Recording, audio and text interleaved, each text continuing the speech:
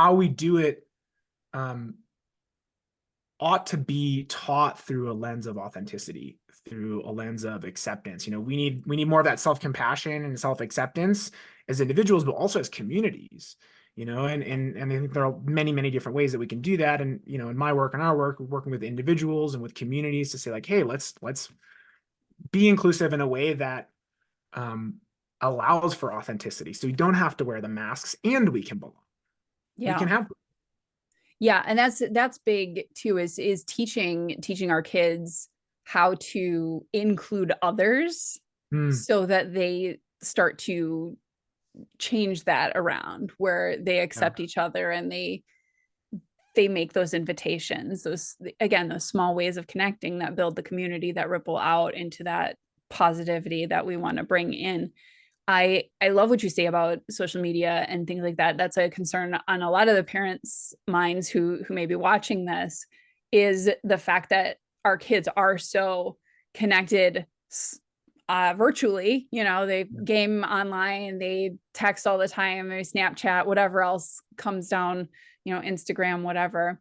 And they're so dependent on this sort of illusion of connection yeah, that it becomes difficult for and challenging for them to actually have deep, real presence with actual people in real life. totally. Have you seen and experienced some of that, and anything you want to speak to as far as helping parents understand some of that? Yeah, absolutely. Um, I sit with and dwell on the social media issue, challenge, opportunity, and potential quite a bit. And my beliefs are kind of ever growing. I don't think that as a technology, social media is inherently bad. I think it has a lot of great potential, Mm. and its purest intentions are to contribute to that desire to belong and connect that we all have and want. There are a lot of things that we're figuring out as we go along the way and really require a lot of mindfulness and honesty, radical honesty, to recognize how social media actually lands with us.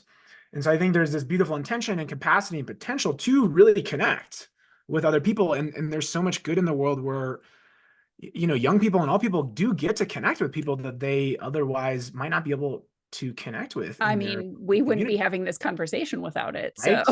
Yeah. So, I've come a long way of kind of demonizing social media to like really appreciating the value of it, and also, advocating for the necessity to pay attention to the Mhm. challenges and take action as individuals and as communities to use this technology in a better way. We need regulation from the top down, but we also need empowerment from the bottom up. I think the biggest challenge with social media is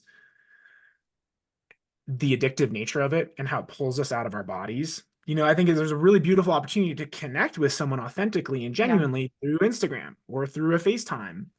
But the issue is that when we leave our bodies, we're no longer present. We're no longer able to truly connect in a way that is peaceful and enough.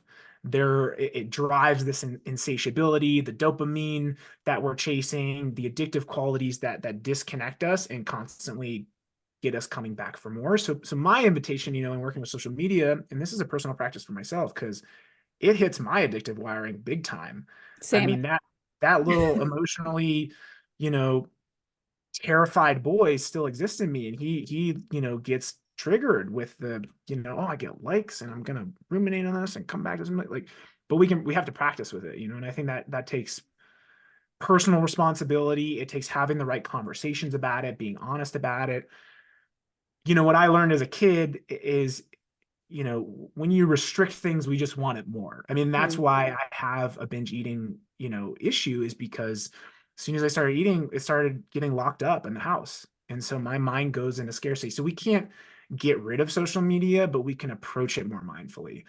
And so, my invitation to the families out there and to the young people out there is, how can we use this in a way that's actually supporting the belonging that I'm seeking, and not crippling that ability to truly connect with people?